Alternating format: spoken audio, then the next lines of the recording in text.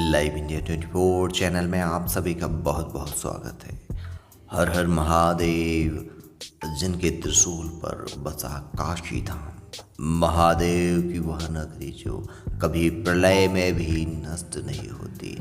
आज हम सुनेंगे काशी विश्वनाथ ज्योतिर्लिंग की पावन कथा को, जहाँ स्वयं भगवान शिव ने प्रकट होकर इस धरती पर दिया मोक्ष का वरदान। काशी जिसे मोक्ष नगरी और आनंद वन कहा जाता है।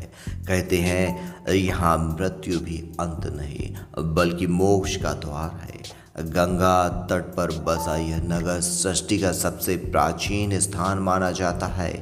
यह स्थान 12 ज्योतिर्लिंगों में से एक है, जिसे विश्वनाथ या विश्वेश्वर ज्योतिर्लिंग कहा जाता है।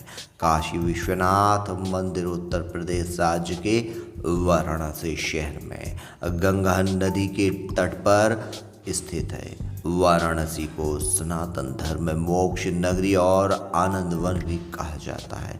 इस मंदिर का वर्णन प्राचीन स्कंद पुराण, शिव पुराण और लिंग पुराण में मिलता है। काशी विश्वनाथ मंदिर का निर्माण प्राचीन काल में राजा हरिश्चंद्र ने कराया माना जाता है।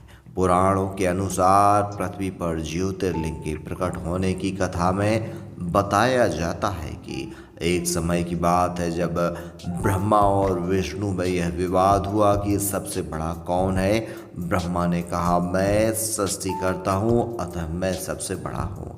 विष्णु ने कहा, मैं पालन करता हूँ इसलिए मैं सबसे बड़ा हूँ। तभी भगवान शिव अनंत प्रकाश स्तंभ ज्योतिर्लिंग के रूप में प्रकट हुए। फिर ज्योतिर्लिंग से आकाशवाणी हुई कि आप दोनों जाएं और मेरे इस ज्योतिर्लिंग के दोनों ओर और छोर का पता लगा कर आएं। दोनों देव और छोर का पता लगाने वर्षों घूमते रहे, किंतु कहीं उनका पता नहीं चला। दोनों लौट आए और दोनों ने भगवान से क्षमा मांगी। उसी समय यह ज्योतिर्लिंग वाराणसी में प्रकट हुआ और इसे काशी विश्वनाथ ज्योतिर्लिंग कहा गया। एक कथा के अनुसार वाराणसी भगवान शिव का प्रिय स्थान है। जब भगवान शिव ने पार्वती जी से विवाह किया तो उन्होंने काशी को अपना स्थायी धाम चुना। ऐसा कहा जाता है कि यहाँ मृत्यु मात्र से जीवन को मोक्ष प्राप्त होता है, क्योंकि यहाँ महादेव मृत्यु के समय अपने भक्तों के कान में मोक्ष मंत्र सुनाते हैं। कुछ पौराणिक कथाओं में ऐसा वर्णन भी मिलता है कि काशी क्षेत्र भगवान शिव के त्रिशूल पर स्थित है और प्रलय काल में भी नष्ट नहीं होती।